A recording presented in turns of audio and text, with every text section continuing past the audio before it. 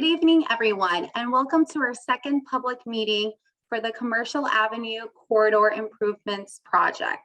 If you attended the first meeting in July, welcome back. If you're joining us for the first time today, welcome. We hope you find this meeting insightful, and we encourage you to ask questions and provide feedback. We'll give everyone a few minutes to join the meeting before we get started.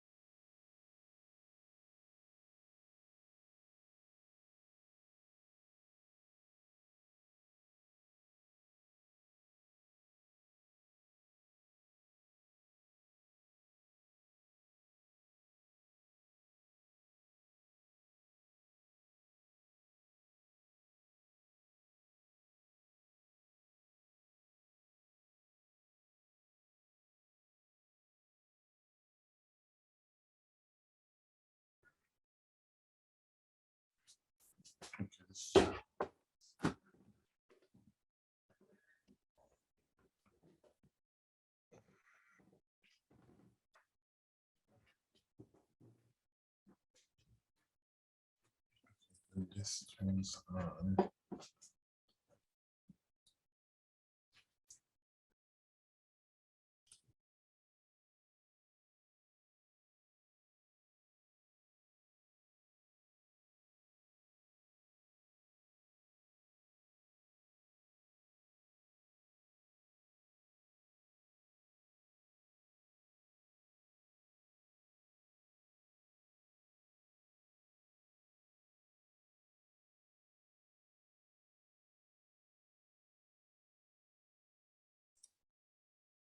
It's been a few minutes after our meeting start time, so we will get started with the presentation. Welcome to our second public meeting for the Commercial Avenue Corridor Improvements Project. My name is Michelle Pantoja from Morreale Communications, and I will be moderating tonight's meeting. Please note that this meeting will be recorded. The recorded presentation will be available to view on the project website after the meeting in both English and in Spanish. Este mensaje se repetirá en español. This evening, we have ASL and Spanish interpreters joining us from Intraprenet. If you would like to follow the ASL provider, the ASL interpretation is pinned at the top of the panelist. If you would like to change your language preference to Spanish in webinar controls, click Interpretation and then click Spanish. To only hear the interpreted language, click Mute Original Audio. Esta junta se está traduciendo en tiempo real en español. Primero seleccione unirse a la llamada con el audio de la computadora y luego seleccione el globo Interpretación en la parte inferior izquierda de la pantalla. Finalmente, seleccione el idioma en que desea escuchar la interpretación. Esta opción desactiva la voz principal para que así solo escuche la interpretación. Esta traducción no está disponible para aquellos que usan funciones de acceso telefónico o llámame. Por lo que, si desea una traducción en español, se tiene que unir a través de la aplicación Zoom. Esta junta también se está traduciendo de lengua de señas americana, mejor conocido en inglés como ASL. Si desea esta opción, oprima el botón hacia arriba cerca de los panelistas. We have a few community reminders we'd like to review before we begin the formal presentation. During the presentation today, all attendees will be muted. If you have a technical question regarding the Zoom webinar features, please use the chat function on Zoom, and a member of our team will reach out to assist you. Following the presentation, everyone will have the opportunity to ask questions to the project team. If you have a question or a comment for the project team, outside of the designated question and answer time, you may submit it in the Q&A box. All questions and ideas submitted are valid. Please be respectful of all other participants' opinions and ideas and perspectives. All questions and comments submitted today will be recorded into the project record. During the presentation, we will be using a polling tool called Mentimeter to gather your feedback. Mentimeter is an interactive tool that will allow you, the participants, to be engaged throughout the meeting and to view other participants' feedback. To participate, please visit menti.com, MENTI.com, and enter the code 57740877 to participate in the polling. The link to menti.com is also in the Zoom chat box. Please type in the URL or click the link in the chat box to answer polling questions, which will help us gather your valuable feedback during the meeting. The feedback you provide today through menti.com will update automatically in this presentation. Let's take a couple of moments to go to menti.com and enter 57740877. You can do this through a computer or mobile phone. Please remember to keep Mentimeter open, as we'll be asking live polling questions multiple times throughout the presentation. If you need any technical assistance, please message the team using the Zoom chat feature. Let's get everyone familiar with the Mentimeter tool. Before we jump in the presentation, go to menti.com and use the code. Answer yes or no if you live in South Chicago neighborhood. Your answers will start to pop up. Once again, the code is 57740877. Do you live in the South Chicago neighborhood? Please enter yes or no.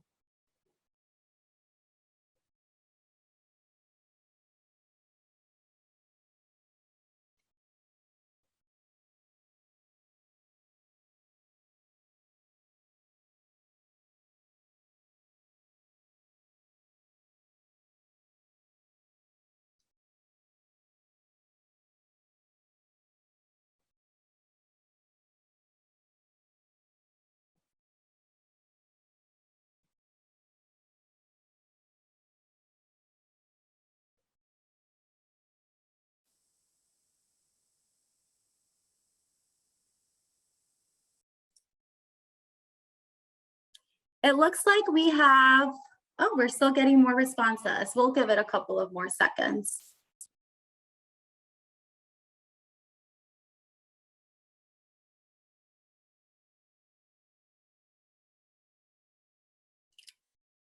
Thank you for submitting your responses.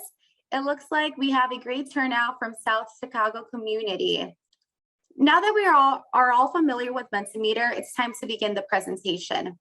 I would like to introduce Lubka Benek from the Chicago Department of Transportation to start the presentation. Thank you, Michelle. Hello, my name is Lubka Benek, and I'm the Program Director for CDOT's Livable Streets program. Welcome to the second public meeting for the Commercial Avenue Corridor Improvements Project. The project is a key element of the Invest Southwest initiative, a groundbreaking effort to coordinate investment on the city's south and west sides. This project will design and implement infrastructure improvements to enhance the corridor in alignment with the community's overall vision for the South Chicago neighborhood. We start construction of these improvements next year, so your feedback today is helping us make the final decisions on the improvements. To do this, we will need your feedback on design options. There will be opportunities to provide your feedback through the polling and a question and answer session at the end of the presentation. We are also accepting comments through the project website that we will be linked at the end. Before we jump into the agenda, I would like to thank Alderman Garza's office for being here. We have a few folks from here, and I would like to invite Ishmael to welcome everyone here tonight. Hello, everyone. Can you hear me? Yes. Hello, everyone. My name is Ismael Cuevas. I work in the Committee on Workforce Development with Chairwoman Susan Sadlowski Garza. The Alderwoman is actually out getting holiday gifts for a community event that will be happening with the mayor and alder persons for distributing gifts to different kids in the neighborhood. So she couldn't make it tonight.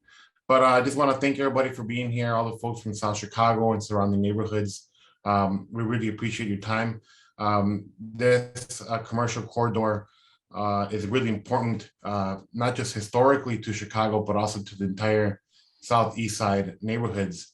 And we hope that this revitalization, beautification of Commercial Avenue will really help do economic development, really help with bringing jobs to the neighborhood and bringing folks who live in, and most importantly, have folks from the neighborhood be part of this process and benefit from this. I know that a lot of folks have been waiting a lot of years for Commercial Avenue to have some type of improvement, and I think this is a golden opportunity for us to work through as a community. So I just want to thank you all for being here tonight, and I appreciate it.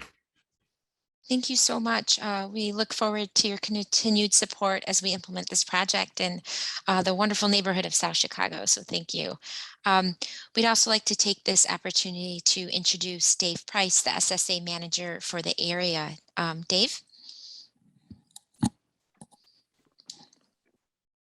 So I would be introduced, but I would also like to welcome everybody. I am very excited about what this infrastructure improvement is going to bring to South Chicago.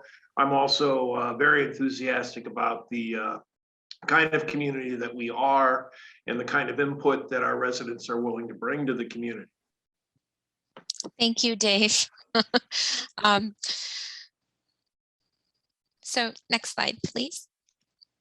Our presentation today will begin with obviously our team introductions. Then we'll review the overall project.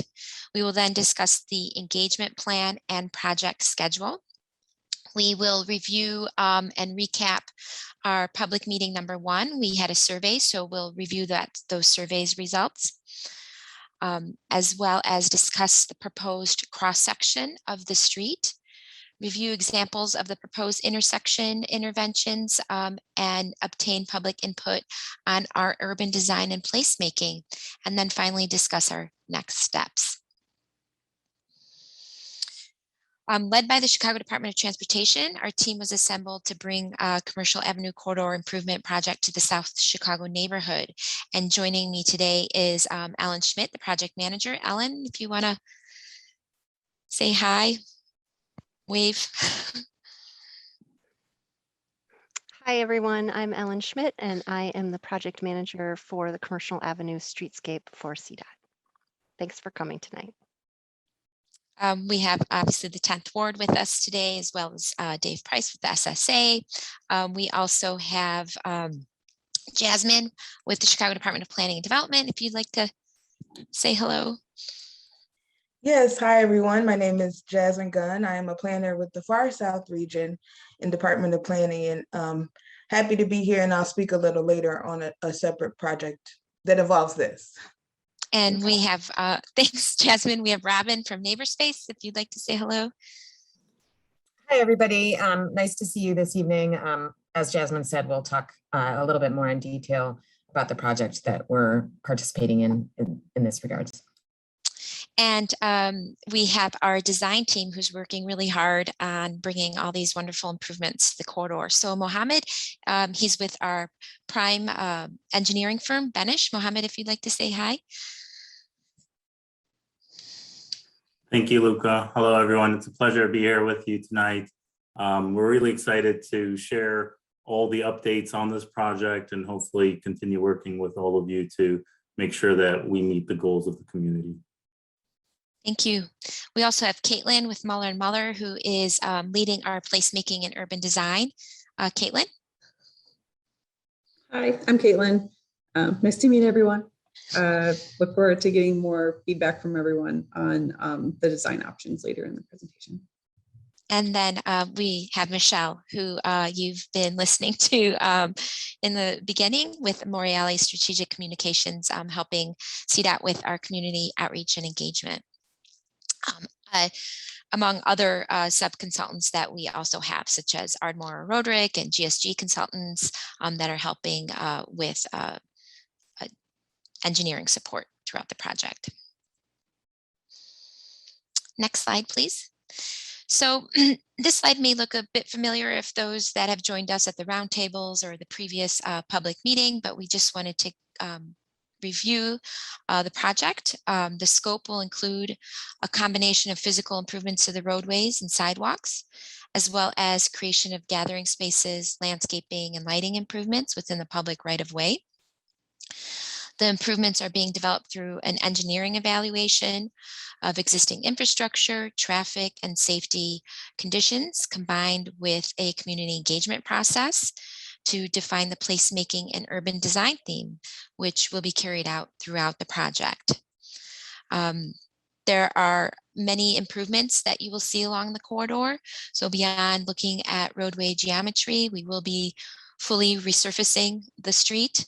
We'll be conducting drainage improvements, new sidewalk, curb and gutter, curb extensions, new ADA ramps, making all the sidewalks and corners and crossings ADA compliant, all new street lighting, traffic signal upgrades where needed, improving the signage, bringing those improvements out to the side streets along the corridor.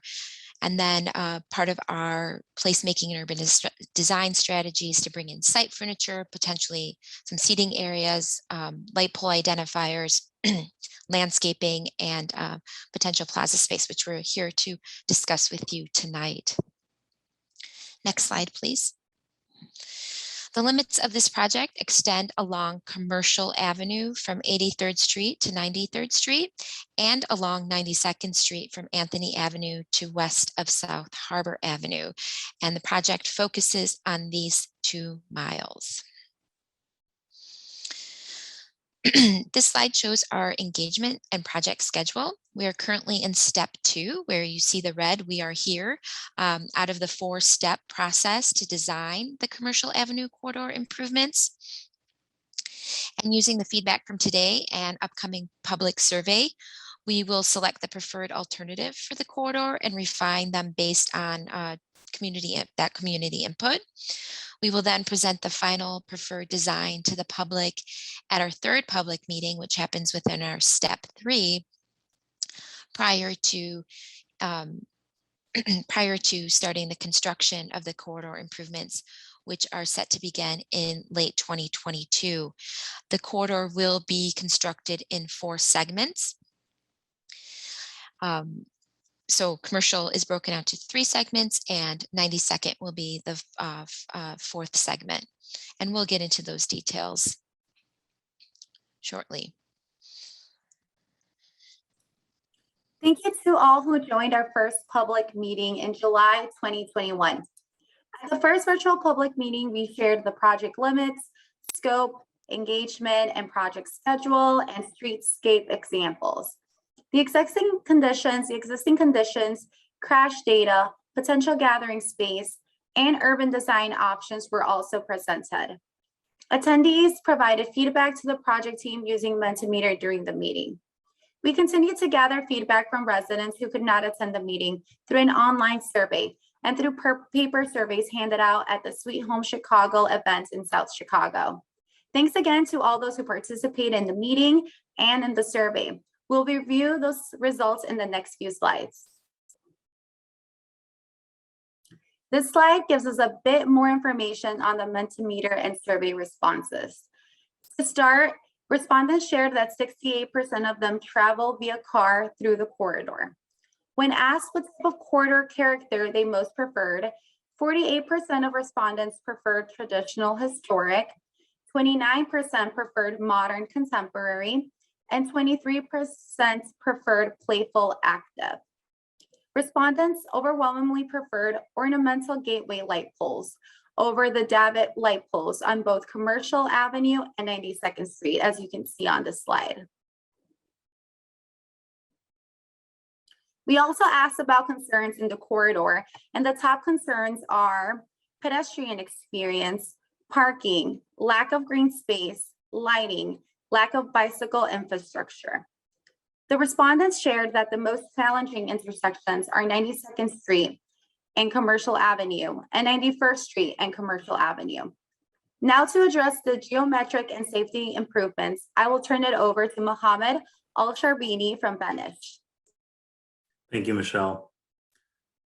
To begin discussing the geometrics, we'll start taking a look at the existing cross sections. So for the existing geometrics of Commercial Avenue, the corridor is fairly consistent throughout. Most of the corridor looks like the image on the bottom of the slide, with 2 travel lanes, parking, and wide sidewalks. North of 83rd Place, there's no parking, as shown in the top image. Commercial Avenue is classified as a major collector, which is a roadway that connects local roads and streets with arterial streets. The roadway has an 80-foot right-of-way width throughout, and the roadway width itself is generally 44 feet, except for north of 83rd Place, where it is 52 feet. Sidewalk widths are 18 feet south of 83rd Place and 13 feet north of 83rd Place. When analyzing the existing conditions and developing proposed improvement options, we look at including treatments that would best improve safety for the most vulnerable users, pedestrians and cyclists along the corridor. 3 such features proposed for implementation along Commercial Avenue include curb extensions, bus bulbs, and raised bicycle lanes. Implementing curb extensions provides shorter walking distance for pedestrians, increases sight distance for vehicles, and provides traffic calming for turning vehicles. Curb extensions at intersections act to reduce vehicle speeds, allowing safer turning movements. The renderings you see on screen are 3 categorized groups of the implementations CDOT has done within the city. As you can see, these areas can be activated by providing planters or seating cafe areas like you see here on the right, or just to provide additional room for pedestrians and safety improvements as shown on the rendering in the left. Now we'll take a look at bus bulbs, which are another safety improvement that CDOT is proposing within your neighborhood. Bus bulbs are a form of curb extension that extends outwards into the roadway and aligns with the parking lanes along a roadway. In essence, the bus bulbs are utilizing the existing parking restricted areas for bus stops to provide a dedicated area for commuters. The application itself removes the need for a bus driver to swerve in and out of a travel lane and allows the bus to stop directly in the travel lane itself. Bus lanes provide a safety improvement for both commuters and vehicles, as well as reducing the amount of time it takes for a bus to load and unload. In conclusion, bus bulbs provide a dedicated space for transit passengers, increases transit efficiency, and reduces bike conflicts. The exact locations for the bus bulbs will be finalized based on traffic analysis and coordination with CTA. Now to get into the raised bicycle lane. A raised bicycle lane is proposed on Commercial Avenue. It separates cyclists from the vehicular lane as well as the pedestrian path. Safety for bicyclists is maximized while minimizing conflicts with pedestrians. Bicycle paths will be delineated from the pedestrian paths through signage and distinctive green color pavement marking application, as you see on the 2 images on the left. Dotted line markings will be applied across intersections to guide bicyclists to the bicycle path on the opposite side of the intersection, while also alerting turning vehicles to look out for bicyclists crossing the intersection. Using these tools and with the goal of safety in mind, we developed a proposed cross-section as shown in the images on this slide. Similar to the existing section, we maintain the 2 travel lanes, but the proposed cross-section reduces our roadway width while maintaining parking and increasing the sidewalk area. On the top image, you can see that the sidewalk area was increased to provide a raised bike lane separate from the dedicated pedestrian way. In the top image, you will also see how the sidewalk area can be used by local businesses to provide for cafe areas. The bottom image of the slide shows a section at an intersection where bus bulbs can be implemented for both sides of the roadway. This also allows room for a separate bicycle path, a separate pedestrian path, and a transit area. Finally, I'd like to note the lighting design will include both pedestrian poles and gateway poles throughout the corridor. The pedestrian poles are shown in the top image, and the gateway poles are what you see in the bottom image. This is a plan view of what a typical intersection might look like. As you can see in pink is a bus bulb. The green line shows where the bicycle path will be, and the light gray is your pedestrian sidewalk area. There are opportunities for sidewalk cafe space or community art. This is shown in the bottom right portion of this image.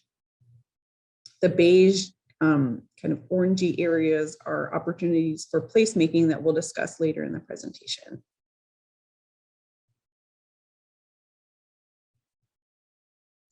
We will be reviewing 3 design schemes today. Each will represent a different theme. Through the public meeting and survey process, the themes of industry, ecosystem, and community were identified as important to the community and should be carried through this design. The themes reference the history and future of the area. The Lake Michigan and the Calumet River drew the steel industry to this area, which in turn attracted a diverse population of workers that helped to develop a rich community. As the steel industry left, nature began to reclaim much of the once industrial land, and the neighborhood is developing a new identity, including a thriving artistic community. The themes of an industry, ecosystem, and community encompass both the past and future of the area. As we review the schemes, I'd like you to keep in mind that the intent is not that we would necessarily implement everything from a single scheme, but that we can mix and match. For example, the seating from scheme 1 may be the most preferred, but the pavement from scheme 3 may be the most preferred. We want to know the community's preferences on all the individual elements, and we'll be polling everyone on the call for their preferences after we review the schemes. So you'll have the opportunity to weigh in on your favorites. We also are not proposing these exact benches, trash cans, pavers, etc. They're meant to be an example of the type of design elements that could be incorporated. The actual elements that get installed may differ from these images. The first scheme we're reviewing is industry. This palette takes cues from the impact of the steel industry and its deep roots in the neighborhood. It includes neutral pavement colors, traditional steel benches, bike racks, and trash cans. There are also some ideas for accent elements, including individual metal planters, in-ground Corten steel planters, and custom benches. Accent pavers are intended to be installed at parkways, curb extensions, and bus bulbs. The image at the bottom left represents an idea that we could implement steel inserts into the pavement that could include historical information on the various steel mills that existed in the area. Potential content could include an image of the mill, its name, the dates it was open, and the number of workers it employed. This view shows how this palette could be implemented in various ways at a curb extension. At some locations, it may make sense to include seating, as shown on the bottom right. At others, it may make sense to install plantings or bike racks. This image is not meant to show a specific intersection or the exact design we would construct, but to give an idea of how the different elements might be incorporated. The second scheme we're reviewing is ecosystem. This palette takes into consideration the proximity of Lake Michigan, the Calumet River, and their importance in the development of the area, as well as the nature reclamation that is now in progress. It includes blue and gray pavement colors, stainless steel benches, bike racks, and trash cans.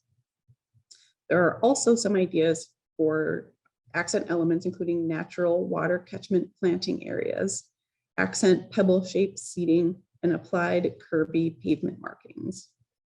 Accent pavers, similar to the first scheme, would be used in the parkways, curb extensions, and bus bulbs.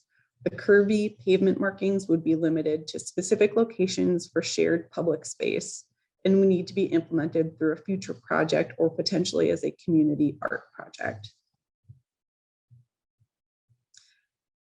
This view shows how this palette could be implemented at the intersection. Again, this is not meant to show a specific intersection, but how some of these elements could begin to be incorporated. The final scheme we're reviewing is community. This palette considers the diverse community that exists, as well as the artistic elements that have been growing in the area in the recent past. It includes black and white pavers, custom patterned benches, colorful bike racks, and trash cans. There are also some ideas for accent elements, including a variety of shaped planters and colorful applied pavement patterns. Similar to the last two, the accent pavers would be installed at the parkways, curb extensions, and bus bulbs. The colorful pavement markings would be limited to specific locations for shared public space and would be implemented through a future project. The colors to be used could be chosen to tie into existing murals along the corridor or nearby neighborhood. The accent seating could incorporate community designed and installed art. This view shows how this palette could be applied at the intersection.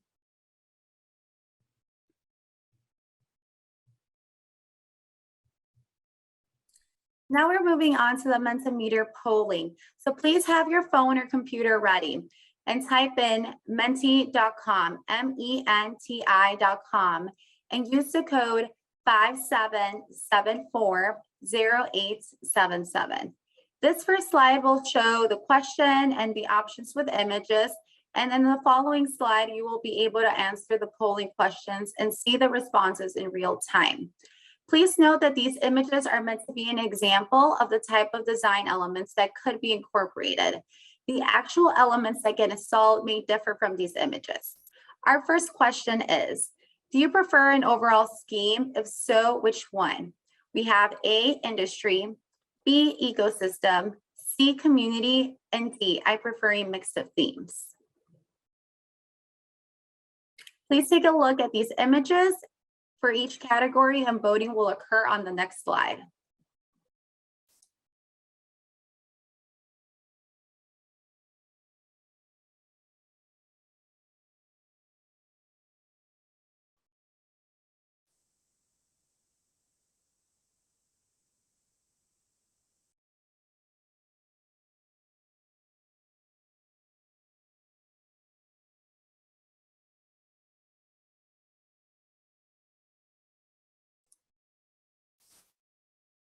Thank you all for submitting your responses. It looks like the majority of the respondents chose D, I prefer a mixture of themes as a preferred overall scheme. Thank you for voting. On to the next question. What typical site furnishings do you prefer? A, black traditional, B, silver curvy, or C, unique pattern and colorful? Please take a look at these sample images and we will vote on the next slide.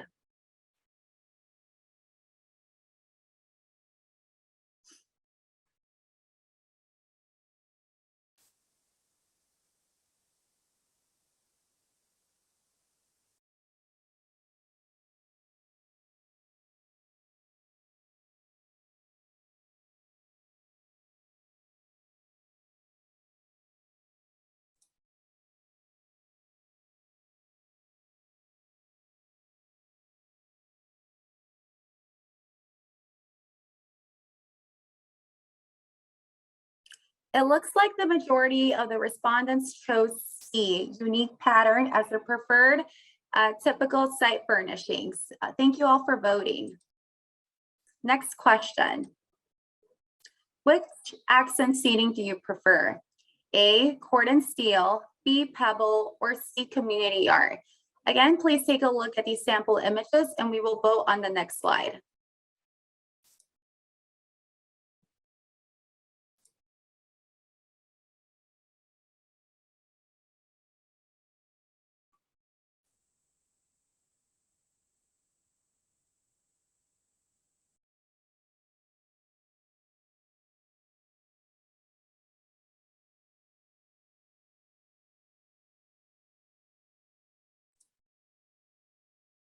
Thank you all for voting. It looks like the preferred accent seating is, we'll give it a couple of more seconds.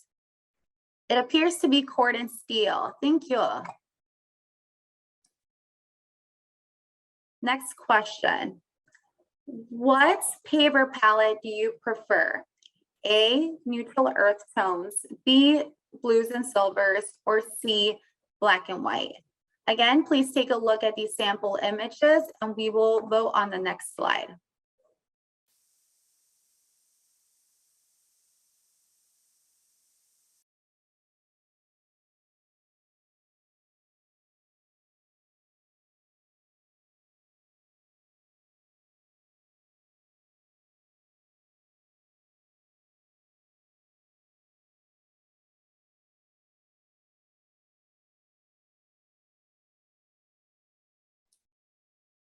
Thank you for voting. It looks like the preferred paver palette is neutral and earth tones.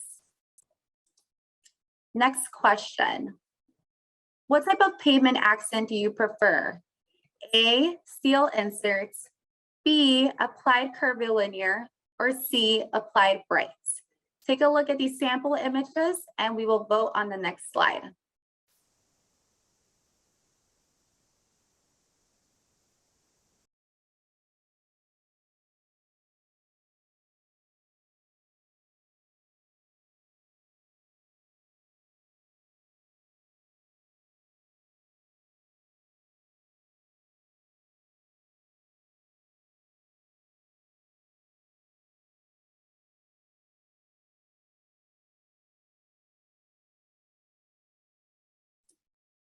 Thank you all for voting. It looks like the preferred pavement accent most preferred is a steel insert. On to the next question. What style of planter do you prefer throughout the corridor? A, steel rectangular, B, round concrete, or C, unique pattern concrete? Take a look at these images and we will see the voting results on the next slide.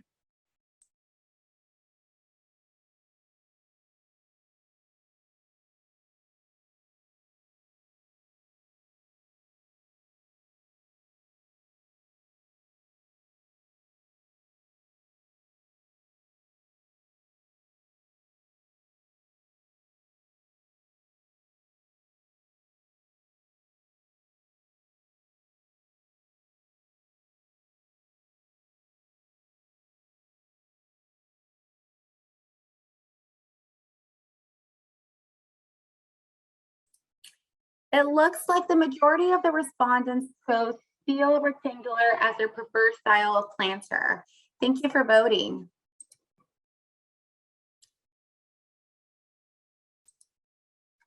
Next question. What style of accent planting do you prefer?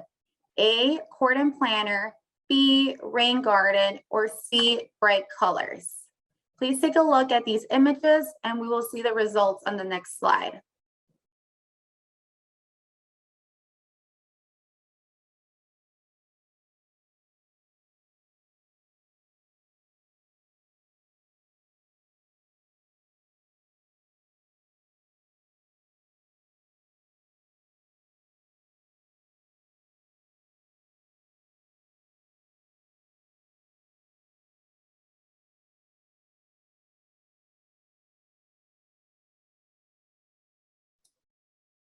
It looks like the majority of people chose rain garden as their preferred style of accent planting. Thank you all so much for voting. Up next, we will be discussing themes with Caitlin from Muller & Muller. Thanks, Michelle. Now we'll take a look at light pole identifiers. The images on this side represent examples of identifiers that have been installed in other locations across the city. We'll be reviewing 3 potential options for the identifier for the corridor. The upcoming images are conceptual, and the identifier that is installed is selected as most preferred will be developed further. Option 1. The first one we're showing here ties directly to the recently installed neighborhood identifier on the corridor that incorporates the themes of steel, water, and diversity. This identifier would bring this theme throughout the corridor and tie them together.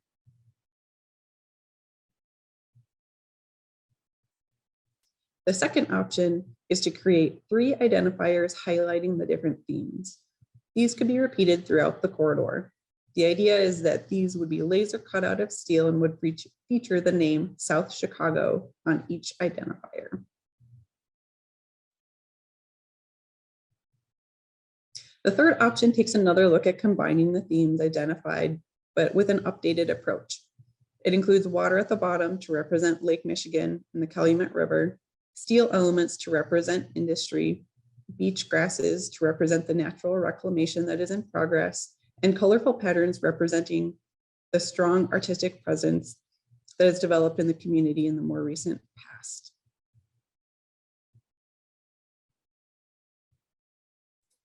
Thanks, Caitlin. On to the next polling questions. Please have your phone or computer ready and type in Menti. If you need the code again, it's 57740877.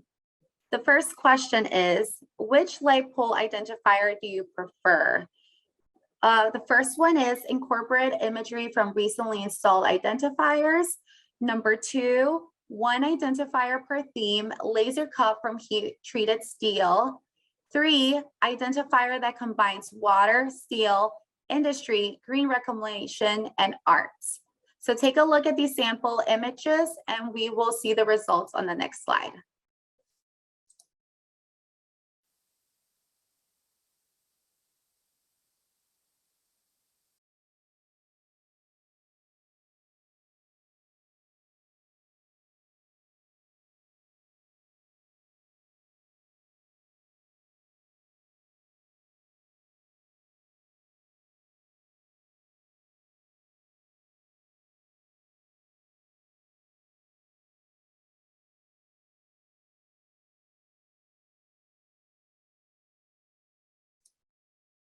It looks like we're currently tied for first place. It looks like most people prefer both. Oh, no, wait. We have a slight advantage now. So most people prefer the light pole identifier that combines water, steel industry, green reclamation, and arts. And once again, we're tied. So we ended where we started as a tie between C, identifier that combines all 3, and B, 1 identifier per theme, laser cut from heat treated steel.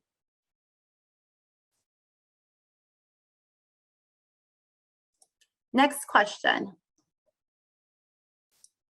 Do you think the text South Chicago should appear on the identifier? Please vote yes or no.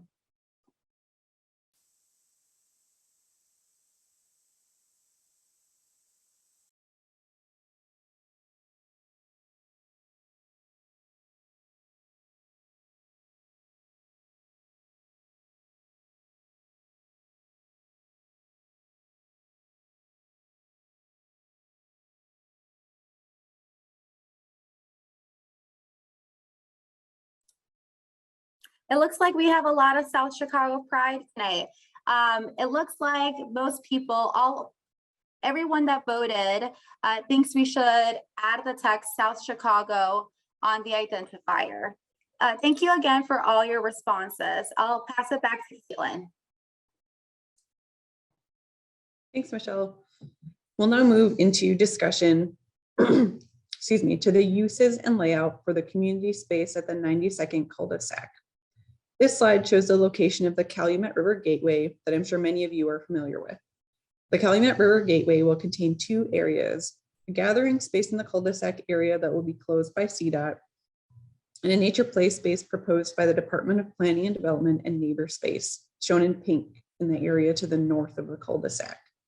The two areas will be executed on different timelines, but will be carefully coordinated to ensure the best possible space for the community. Now we'd like to invite the Chicago Department of Planning and Development and Neighbor Space to discuss the proposed nature play space further. Thank you, Caitlin.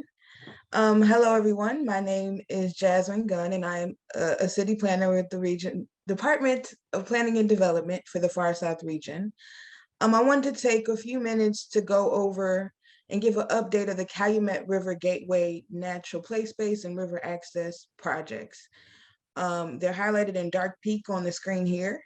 And the city was brought on as a partner with Neighbor Space to bring these projects forward. And you will hear from Robin Klein from that organization shortly.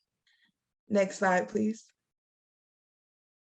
So the idea for this project was actually started by residents back in 2016 as a part of a Metropolitan Planning Council, Our Great Rivers planning process. And this site was identified as one of the few that could provide residents with access to the Calumet River and new green space. In 2018, that work continued and the Calumet Connect Coalition was formed and made up of residents and local community organizations. And for over 2 years, there were a series of community engagement events and fundraising efforts to bring this project to life that include pop-up play events and being a part of that Chicago Prize proposal for South Chicago. Now, Clarice and Associates and El Valor are also 2 local community organizations that have signed on as partners for this project. And now that the partnerships and most of the funding needed to complete some of this work has been obtained, we're looking to do additional community engagement and more design charrettes to finalize the design in January and February of 2022. So please be on the lookout for the information soon. And the hope is to have this whole project open for the public to use by the summer or late fall of 2023. Next slide. So to recap, this project will be in the areas highlighted in pink, and I'm discussing the natural play area and the river access sites. The gathering space will be discussed shortly, and it will occupy the cul-de-sac, and DPD and Neighbor Space are looking forward to working with CDOT to make sure that all the design aligns and everything works cohesively together. Next slide. So these next 2 slides are images that we created based on past community feedback, and they were generated in past visiting sessions. So the natural play space garden would have natural play elements that include logs and boulders, a winding walking path, native plantings, an outdoor stage, bike storage, and more activities. Given the Victory Center senior development across the street, and other family housing surrounding the area, we imagine that this design would be intergenerational with activities for both youth and adults here. Next slide. So in the river access site, we were exploring maybe crosswalks and other safety strategies that we need to develop more holistically about how to get people from the cul-de-sac side to the river side. There would be a walkway and then a river overlook space with seating so that people can sit and look at the bridge opening and closing as the boats go by. I will now pass it off to our project partner, Robin Klein, who will tell you a little more. Thanks, Jasmine. I'm here this evening representing Neighbor Space, the nonprofit community land trust that protects and supports over 125 community managed spaces across Chicago. But the cross-section before you showcases what I think is a really unique aspect of this particular River Gateway project, because while this project will offer a great new intergenerational play space for the community, it is also doing double duty as a stormwater management project. So green infrastructure technology will be installed so as to capture stormwater, relieving neighborhood overflow to the sewer system and reducing street flooding and basement backups in homes nearby. So in this example, you see a playable dry creek bed serving above ground as an adventurous pathway with bridges, while below ground, the creek bed serves as erosion control and a drainage basin. So this space also ultimately will serve as an important site for green infrastructure demonstration and community stewardship training that was identified as a need during the earlier community assessments. And the green infrastructure work for these two sites will be completed with major support from the Metropolitan Water Reclamation District, as well as the Army Corps of Engineers. NeighborSpace has worked with the South Chicago community for close to 25 years, and we look forward to helping advance this project further, along with our community partners, Florition Associates, and many more. Please, as Jasmine said, be on the lookout for additional meeting information in the new year when we will convene again to advance the development of this space for stewardship, nature, and community gathering. And speaking of community gathering, at this point, I would like to pass it back to Caitlin. Thank you, Jasmine and Robin. We will now turn our attention towards the CDOT portion of the project, the gathering space. Through our public engagement process, we heard that many people will be arriving to the area by walking or driving. Respondents also prefer to see seating arrangements and planters or landscape incorporated into the gathering space, as well as space for food trucks. Activities that scored highly were kids' activities, music or performance, and space for a community market. The intent of the following slides is to show how these elements might be incorporated into the gathering space. This slide shows a diagram of how the cul-de-sac might include different uses. It shows a buffer along South Harbor into the retirement community to the southwest. Several parking spaces are provided off of 92nd Street. Space for food trucks or a market is provided directly off of 92nd, whereas seating and other gathering spaces are closer to existing green space or the future nature play area. The design is centered around a gathering space, which could be used for kids' activities, music, other performances, etc. Large areas of green space for seating and gathering are provided. There is an existing Metropolitan Water Reclamation District structure that will need to be maintained with an associated access drive, shown here in pink. The yellow and red arrows show access points both from the neighborhood and from the sidewalk along South Harbor. Here you can see an initial idea about how the gathering space might lay out and how some of the more custom plantings and seating elements might be incorporated. This is where non-standard elements would be installed. This option incorporates more open lawn space and trees. The final layout and configuration of the space may not look exactly like this. Locations of elements may need to shift a little bit as we coordinate with the nature play space and work through some of the city's requirements for access to existing utilities in the street. Layout option 2 removes parking spaces and centers the uses around a main art plaza. This option provides more programmable paved gathering space that could be used for kids' activities, music, or other performances. The same access points, buffers, and access drive exist in this layout. Here we see how the space could be utilized with a focus on flexibility and art. The green space is slightly reduced.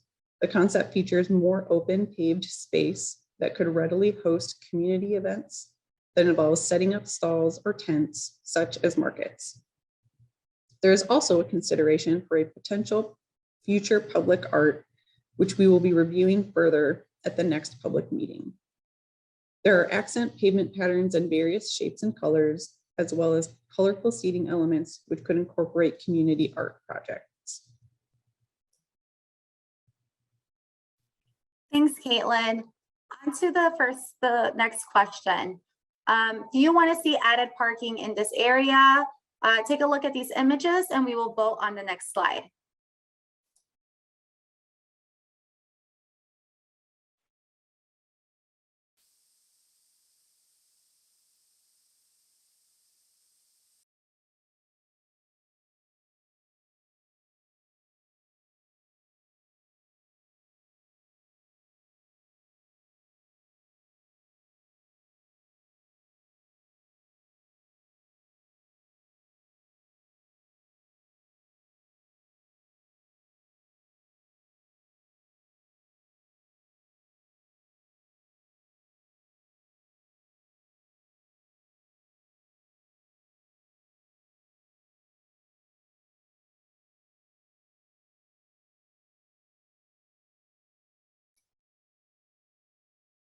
It looks like the majority of respondents don't want to see added parking.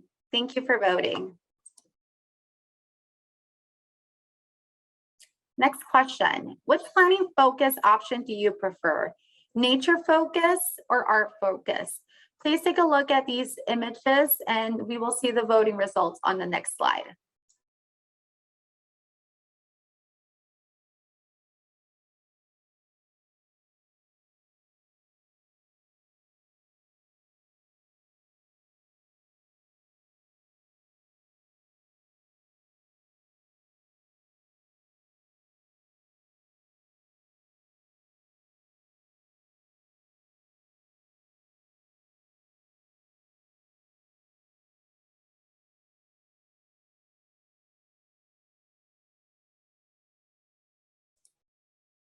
Thank you for voting. It looks like the majority of respondents prefer the nature focused planning zone. Next question. Do you prefer a flexible paved space or a green space? Take a look at these images and we will see the results on the next slide.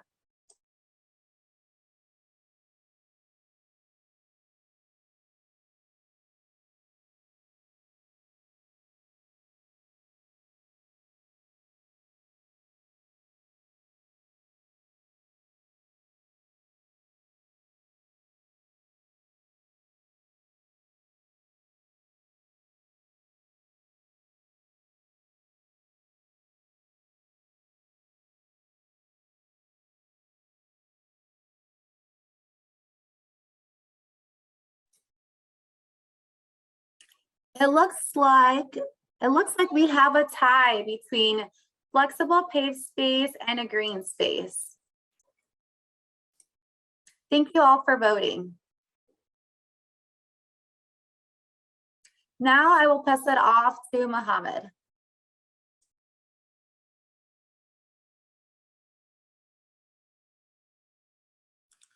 Sorry about that. Moving forward after this meeting, our next steps will include gather feedback from today's meeting and public comment, refine preferred concepts and theme based on public feedback, meet with task force of community members, and finally finalize and present alternatives for public comment through online public survey and our third public meeting, which will be in early 2022.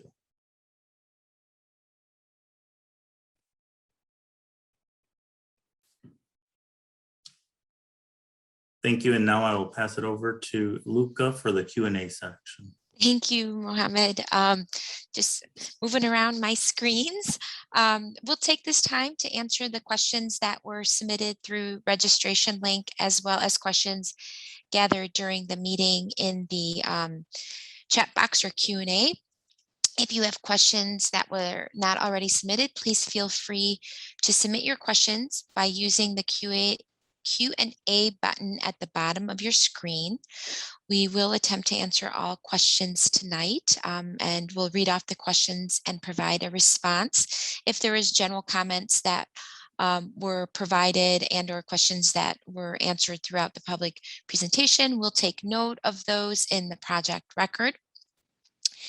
And we will try to get all of the questions with the remaining time. And following this meeting, we will compile a frequently asked questions and post them on the project webpage in the new year. So we will get started with the Q&A in just a moment as I move around my screens.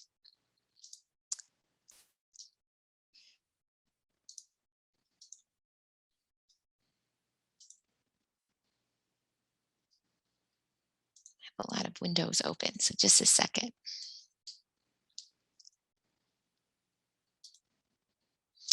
Okay, starting with a few questions we received during registration. How can others who couldn't attend submit responses to the polling questions? So an online survey will be available after tonight's meeting. A link to the survey will be promoted to the community via flyers and social media. In addition, a recording of the meeting will be posted to the CDOT project website, and the slides viewed tonight will also be available for later review. We expect to have this survey up within the next several days.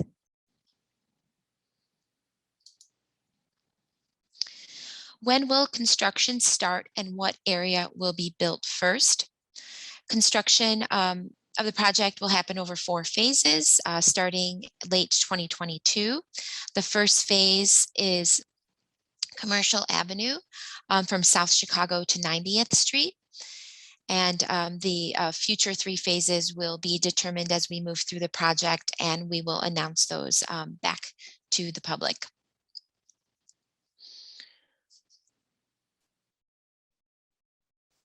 How will businesses be supported during construction? Once construction begins, CDOT will hold weekly construction meetings that will be open to the public. We will hopefully by then have a field office that should be along the corridor where property owners or residents can come in. Business owners will be encouraged to also attend our weekly meetings to discuss their concerns and to coordinate work in front of their properties. Access to all businesses and residences will be maintained through construction, and the CDOT team will work closely with any of the impacted property owners, business owners to minimize disruptions to their business.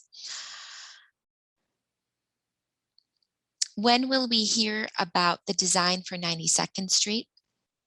The design plans for 92nd Street will be discussed at the 3rd public meeting, which will be scheduled in early 2022.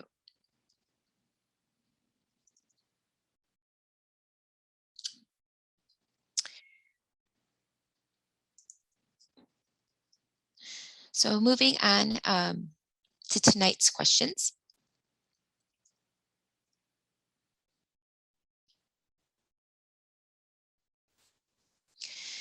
So we received a few questions that are asking why this project or why this development. And I think this would be a good opportunity to invite Jack Rocha to speak, who was instrumental in helping create the 2015 UIC Great Cities Commercial Corridor Revitalization Plan. And so I'd like to invite Jack to tell us more about that plan, if those that are attending tonight are not aware of that, and what came out of that plan and how this project helps to address some of those proposed improvements. Jack? Thank you, Welcome, Luke. Jack. Thanks, Jack. Hello, everyone. I'm Jack Rocha with UIC Great Cities Institute. I'm a community development planner. I'm going to drop in the chat for everyone to read a PDF copy of the plan that was published in July of 2016. The plan comes out from, it was an over a year-long process that started in June of 2015 and went through July 2016.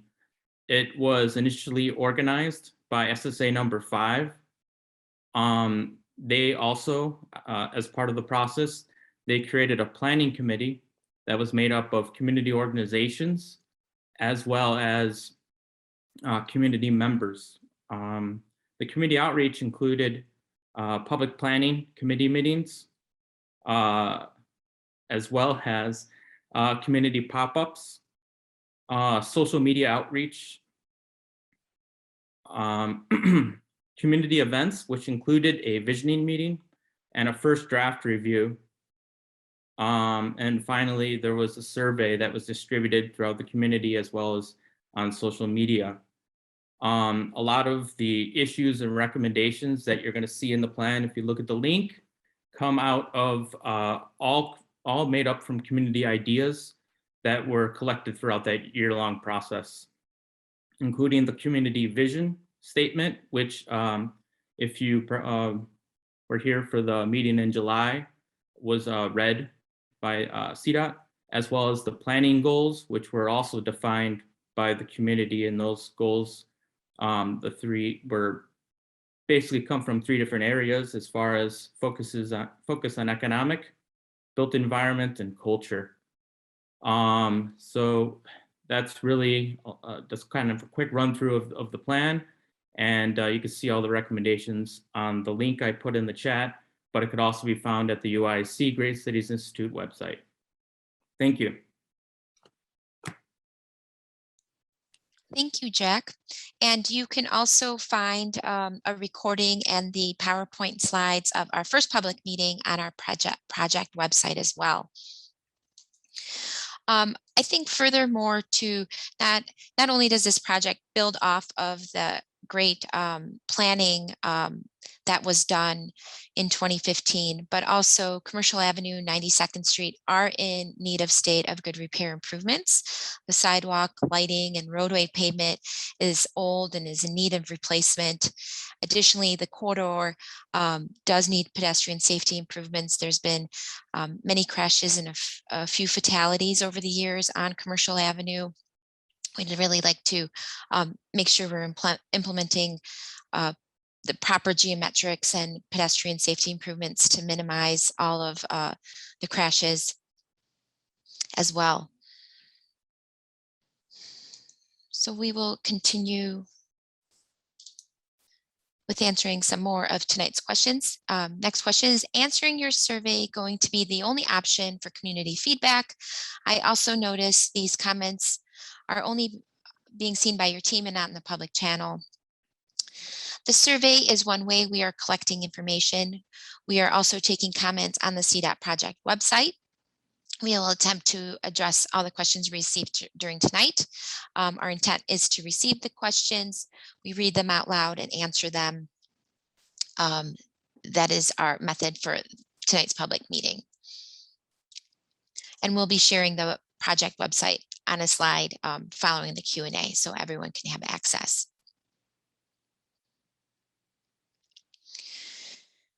There's a couple questions that kind of relate to the impacts of the developments along the corridor as they relate to gentrification and displacement. So what are you going to do to ensure the cumulative impact of these developments will not lead to mass displacement in the area? You know, the cumulative impact of this along with the other area developments will increase property values, rents, taxes, and costs of living. How do you propose to answer this? So I'm going to call on the Alderman's office as well as Department of Planning Development to assist with providing some response to this question. Ishmael, would you like to go first and then maybe Jasmine? Yeah, I can go first. Thank you. Hello, everyone. This is Ishmael again. And certainly we understand the deep-seated concern about neighborhood change in turnover. In the most recent property tax appraisal for the Cook County, our average assessed properties are actually declining in value in the area, which is a big concern. And the reason why I say that is because if you look at data for home values, in particular and hyper locally in South Chicago, there's a study that indicates that it's up to 40% of devaluation in properties in the area. I also want to point out that after years of disinvestment, Alderwoman Garza is focused on bringing investment to the ward, right? And I think that this investment is, the presentation today is about the infrastructure. Like as we saw the presentation, the lighting, the bus shelters, right? The beautification. And one thing that I wanted to bring up that is really interesting for us is that the vacancy rate, right? So we think about gentrification when people are buying homes and raising the property values up. The reality is that according to that Commercial Avenue revitalization plan, there's around 27% of the buildings in South Chicago are actually vacant. That's approximately 3,896 houses that are vacant in South Chicago, and that data is readily available on the Commercial Avenue revitalization plan. The other thing that is important here is to understand the population loss. South Chicago, at at its peak had around 55,000 people living in South Chicago. And the population now is approximately 30 to 31,000 people. And so, you know, there's a lot of room for people to cohabitate, to live in South Chicago and make it a healthy neighborhood.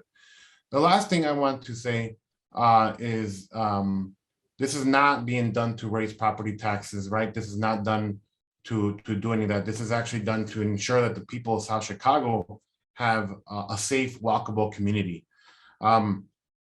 People need healthy grocery stores. People need healthy ways of recreation, and this will add to that, right? We want residents in the neighborhood to have complete access to that.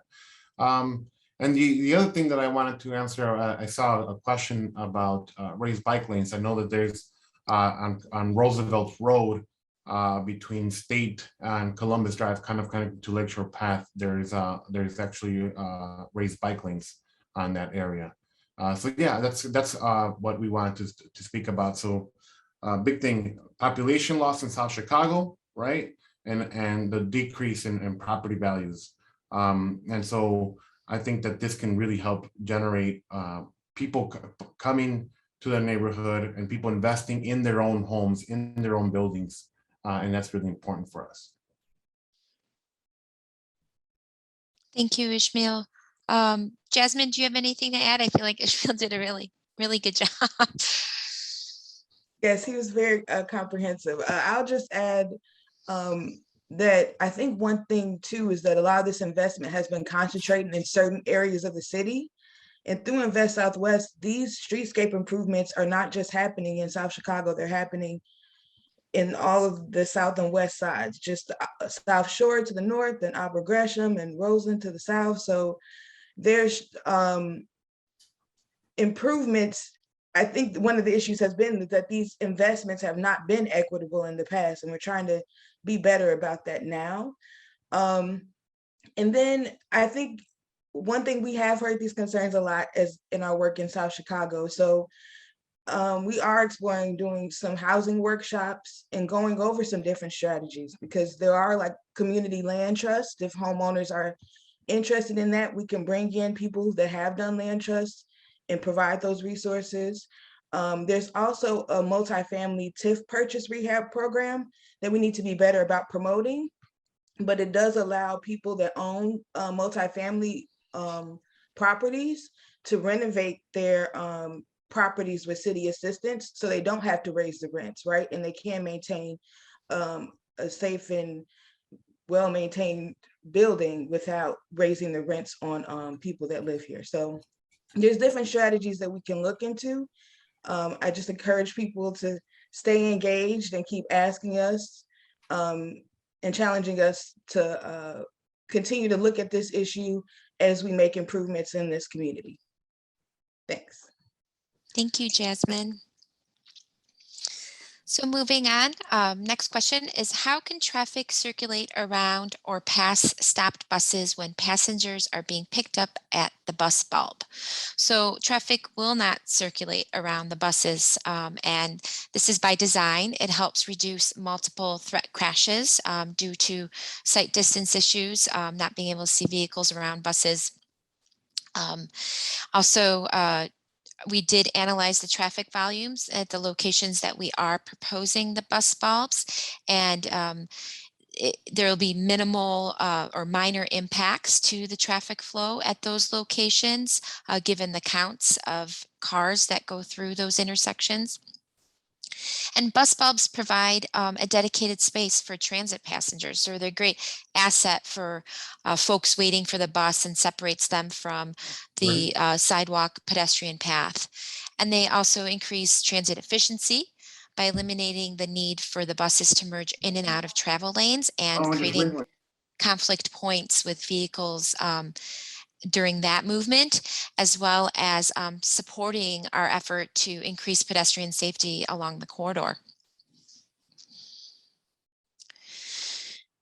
Also, next question if you do this development, how much would it cost to remove it if we later find out it doesn't work?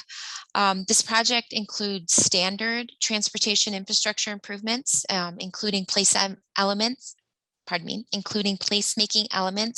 that we implement across the city on many different corridors and are doing that with many different Invest South West streetscape projects right now, as Jasmine mentioned. And we don't anticipate needing removal of any of these improvements. They are a benefit to the community, to the infrastructure that's there, to our transportation network, to our system, and will be a community asset. Next question, doesn't the rain garden also help with storm drainage? Yes, it does. The rain garden option would promote infiltration of rainwater into the ground and would reduce the amount of water entering the storm sewers. This was something that was of high interest in the 2015 Commercial Avenue Revitalization Plan for green infrastructure.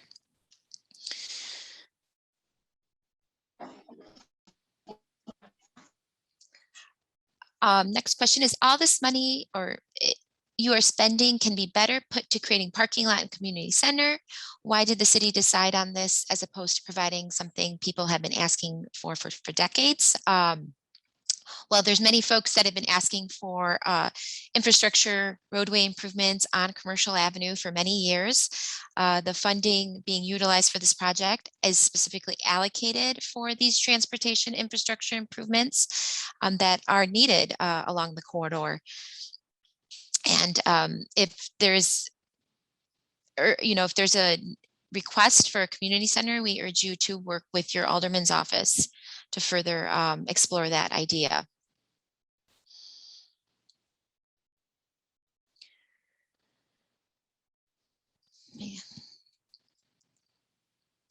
Will you email all those who participated for the next meeting? Yes, so the registrants for tonight's meeting will be directly invited to attend the next public meeting. You will be put on our listserv.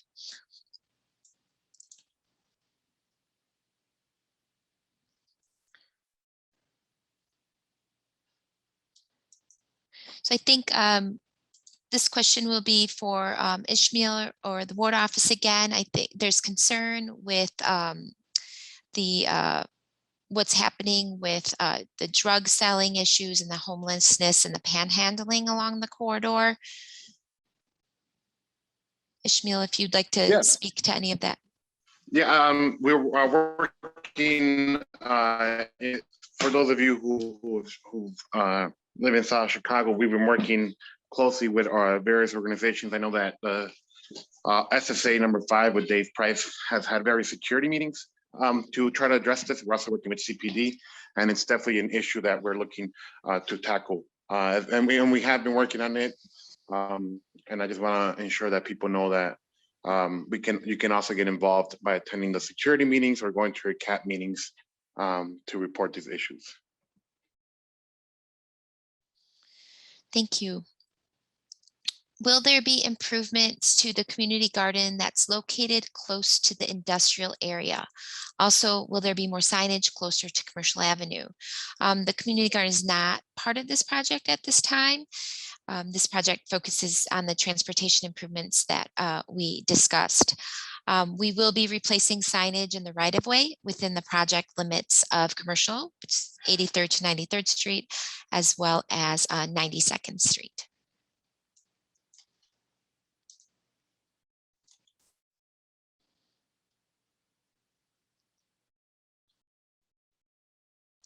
So next question, I've spent 30 years in South Chicago. The community lacks good food, coffee, and community meeting space in general. Any plans to build out facilities for future food community centers? I'm going to pass this to Ishmael as well as Jasmine again. If you can talk about what type of future development might be happening along the corridor. Yeah, we definitely want, of course, and we definitely want to continue supporting the grocery stores that we do have in South Chicago, like La Fruteria, Macias Produce. That's really important for us. And of course, working with local businesses. I mean, they're expanding their business or figuring out how we can get folks to start their own business and addressing these scarcity issues that some parts of the area have.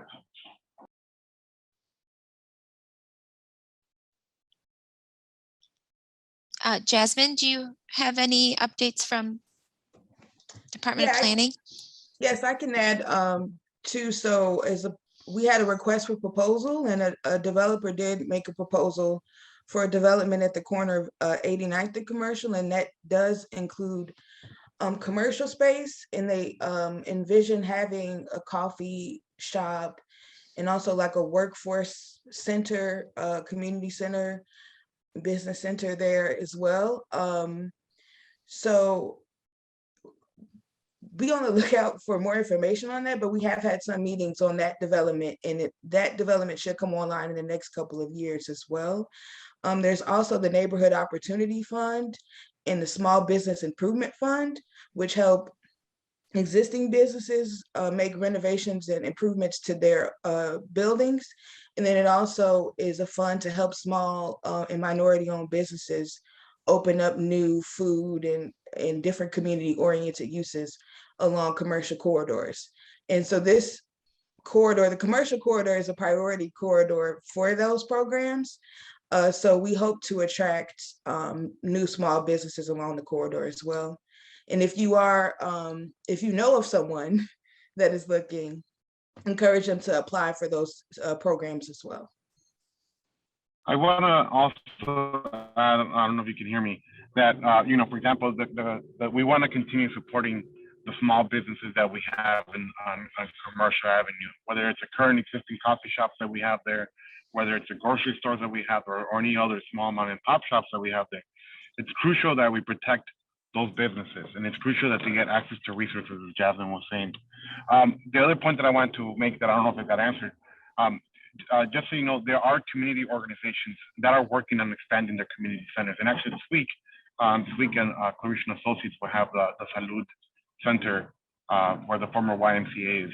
So I just want to reiterate that this plan doesn't seek to displace people, organizations, nonprofits, or businesses. We are seeking to empower them and seeking to keep those folks and to keep growing the businesses, nonprofits that we have in the neighborhood, because that is what makes this neighborhood unique. This is what makes South Chicago powerful.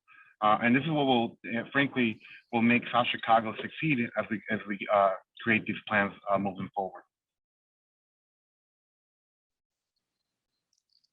Thank you. These developments will drive more vehicle traffic to Houston. Why will you not consider placing the bike paths on Houston? Our Chicago Streets for Cycling plan does call out Commercial Avenue, identifies it as a bike path in order for us to allow a connection between north at 83rd Street and South Chicago Avenue, the bike paths on there. This is something that also a bike facility on Commercial was identified in the 2015 Commercial Corridor Revitalization Plan as well. Look, I wanted to also add in terms of the bike lanes, Yes. I want to add that as the Department of Transportation Cycling Division is working on the bike infrastructure in the entire city of Chicago, we should look at bike lanes on Commercial Avenue, not just as the only bike lanes that will happen in the neighborhood, but as part of a larger, more robust system, right? We still need to get people connected going east-west, whether it's on 87th, 91st, 92nd, 83rd. And of course, looking in the future, looking at other ways on how to connect, whether it's Houston, whether it's Mackinac, right? We want to ensure that pedestrians and cyclists have a robust network, and that would also connect them to other neighborhoods, the East Side, Betts Park, that will connect them to South Shore. That's very important for pedestrian and cycling safety. Thank you. Can you clarify if this project will extend to 83rd Street like originally projected? My building sits at the corner of 84th where the current South Chicago identifier is, and I recently read somewhere that the project will stop. They're excluding my business block. The project will indeed extend up to 83rd Street, so it will include your block.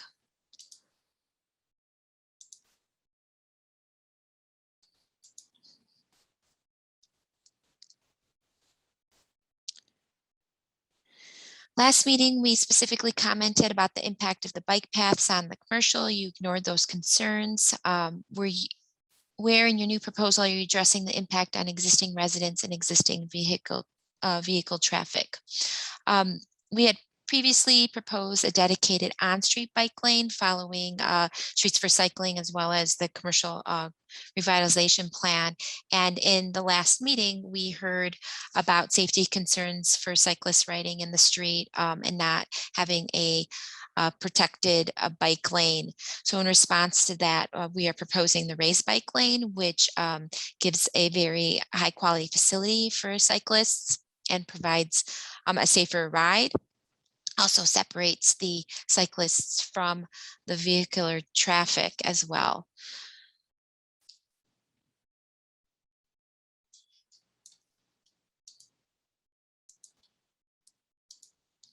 What will be done to protect existing street trees? We are widening the sidewalk, and this was also one other reason why we are proposing the bike lane, the raised bike lane, in order to get a protected bike lane that would, there's not enough roadway width, which would require us to narrow the sidewalk in order to do that. But by widening the sidewalk, we're able to not only protect the existing trees, but also create room for the proposed raised bicycle lane. Look, I also want to add in terms of the trees. I want to ensure that the folks know that not only are we trying to protect the current trees on South Commercial, but we're also going to be working with utilities over at CDOT to ensure that new trees are also getting planted on commercial, right? And ensuring that where there currently isn't a tree canopy, there's some areas north of 87th where there isn't a tree, in a lot of spots, and ensuring that we have adequate shading. One of the reports that's come out recently is in Chicago, period. There's a lot of heat zones, and those heat zones are actually created because of the lack of trees on parkways and sidewalks. So it is our goal to not just protect the current trees that we have, but also increase the tree canopy on Commercial Avenue, South Chicago, and in the entire 10th Ward. Yes, most definitely. So the project does include tree planting.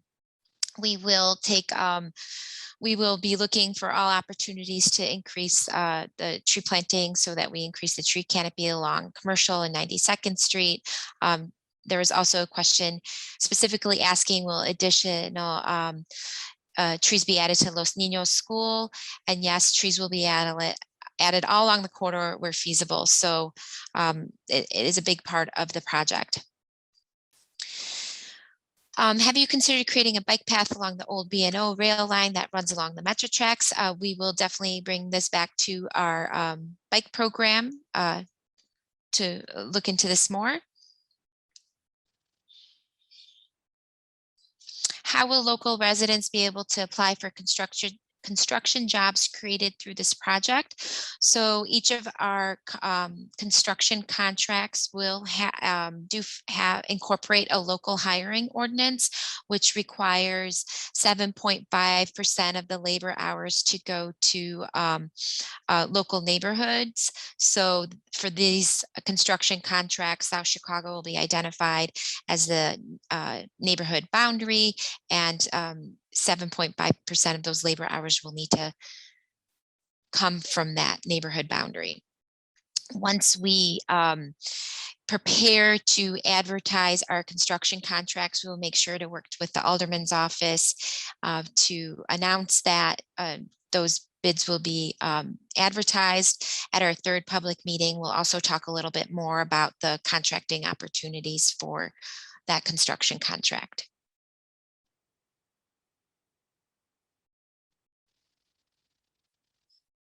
Yeah, I wanted to, more than happy from the 10th Ward office and working with local community organizations, more than happy to figure out how we can have job fairs in South Chicago as soon as we find that out. That's not an issue. We've done it before. We plan on doing that as an opportunity, right? So another comment, I was not inspired by the light pole designs. Can we have a redo at the third meeting? So these are really preliminary concepts. We are trying to establish a preferred theme. Once we understand kind of what the community is thinking, we will start to refine those concepts and really start to design those out. But however, we ask that you really use this opportunity to provide additional feedback either in the Q&A box or going to the CDOT's project website, leaving a more detailed comment about what you're thinking in the comment box. And if there was anything that you specifically liked or something that you really didn't like, would help us start to refine those designs.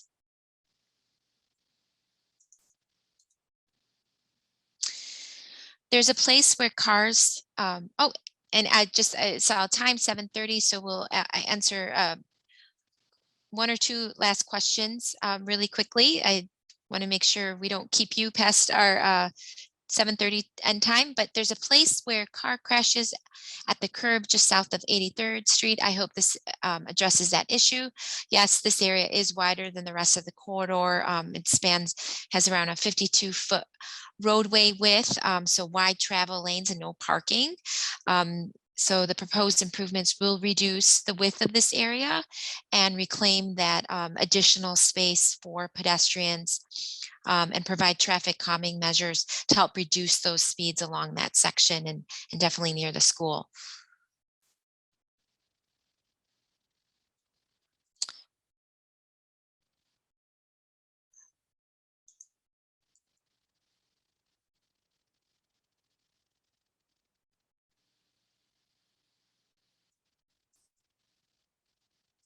And let's see if there's any, that we have a couple of repeat questions that we've already answered. Let's see if there's any one more new question that we could